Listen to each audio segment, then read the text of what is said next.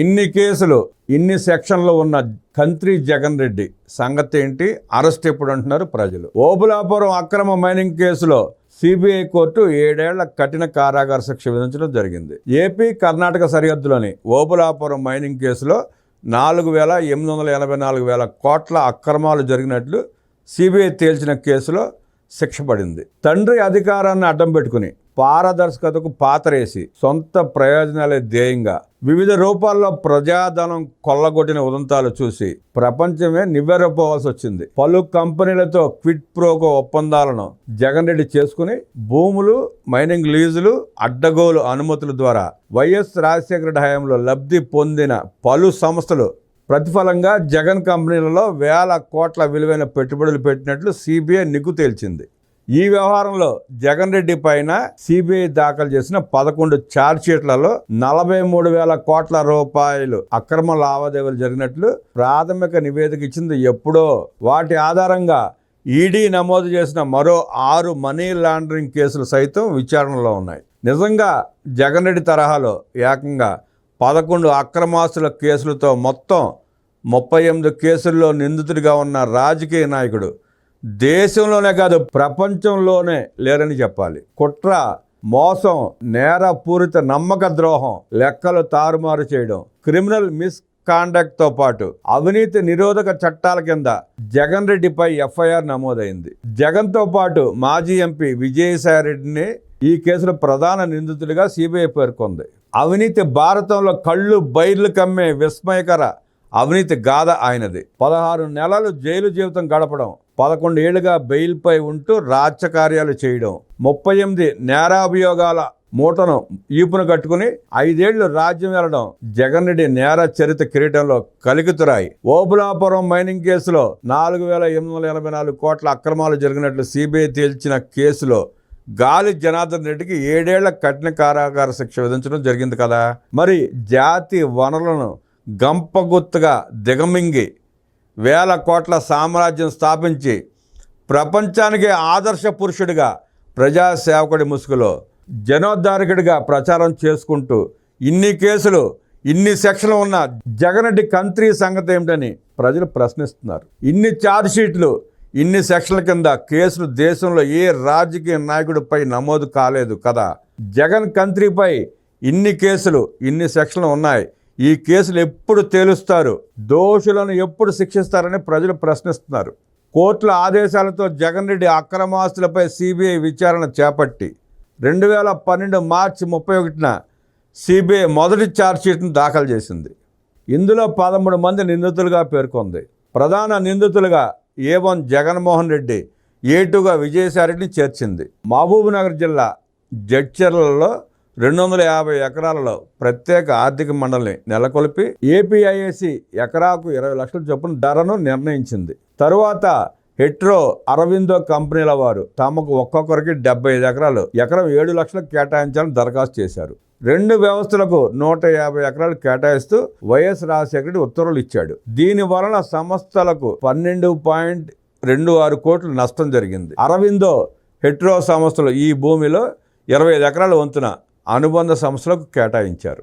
Aurobindo pharma company industrial పార్క్లో 30.33 ఎకరాలు పొంది అక్రమంగా ట్రైడెంట్ లైఫ్ సైన్సెస్కు సంస్థకు బదిలీ చేసింది. దీని వలన ఏపీఐఐసికి 4,30 లక్షల నష్టం వచ్చింది. దీనికి ప్రతిఫలంగా అరబిందో సంస్థ 3 కోట్లు ట్రైడెంట్స్ వారు, 7 కోట్లు మొత్తం 10 కోట్లు జగన్ రెడ్డికి చెందిన సాక్షిలో పెట్టుబడిగా పెట్టారు. హెట్రో కంపెనీ 19,50 లక్షల సాక్షిలో పెట్టుబడులు పెట్టింది. పలు సెక్షన్ల కింద సిబిఐ 120, 420, 409, 477A అవినీతి నిరోధక చట్టంలోని సెక్షన్స్ 11, 13/2, 13/1 CD అభియోగాలు నమోదు చేసింది.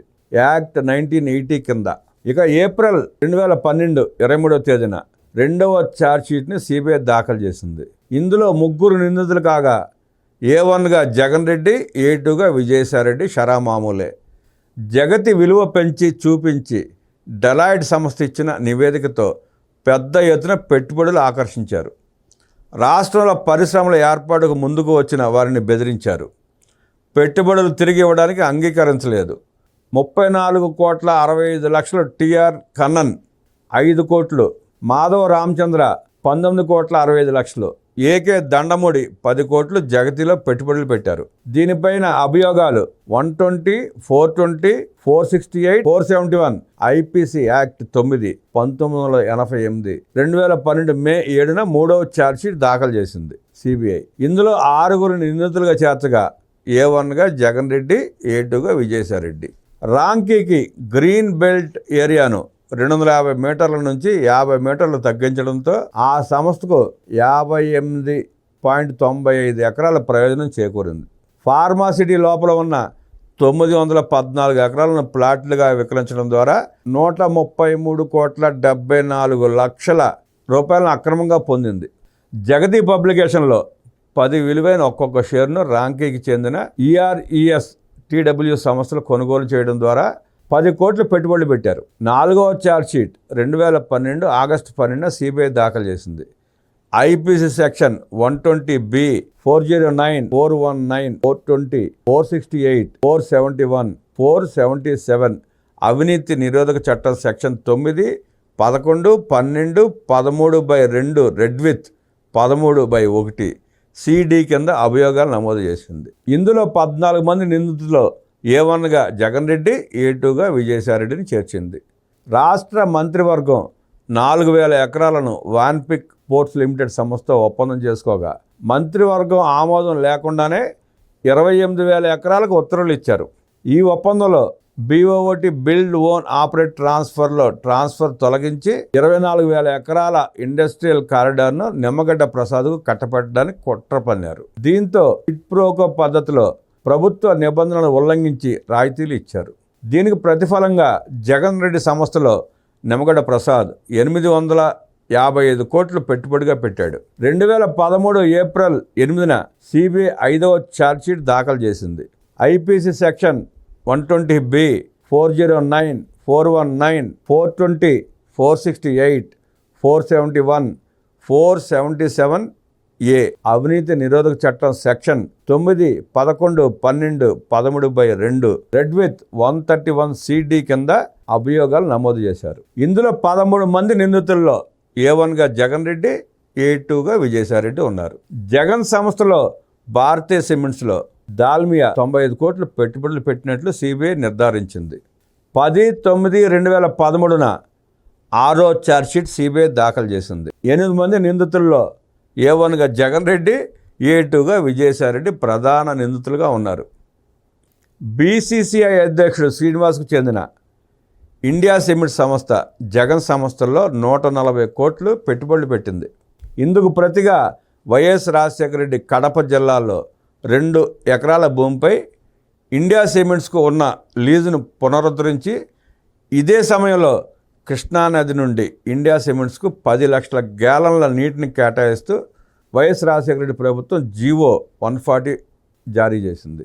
దీనిపై అభియోగాల సెక్షన్స్ 120B, రెడ్ విత్ 420, 420 అవినీతి నిరోధక చట్టం 9, 12, 13/2, 13/1B నమోదైనాయి.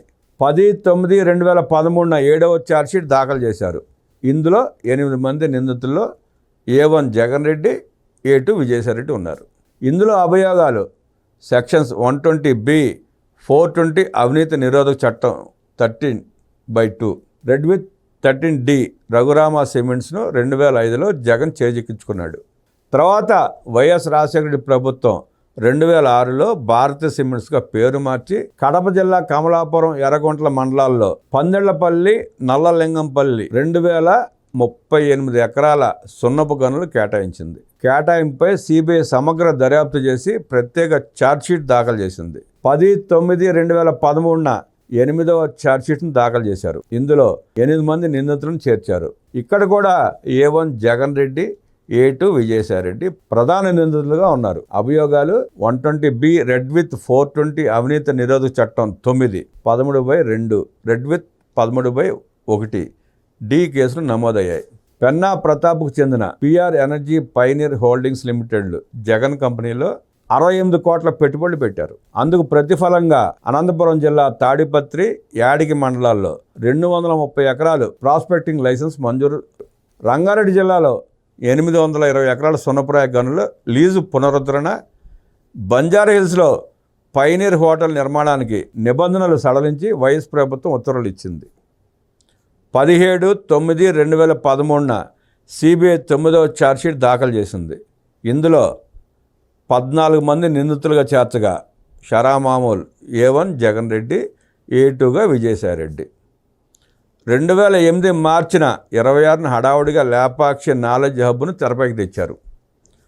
9 నెలల్లోనే 8,444 ఎకరాల భూమిని లేపాక్షి నాలెడ్జ్ హబ్కు కట్టబెడుతూ 2008 డిసెంబర్ 22న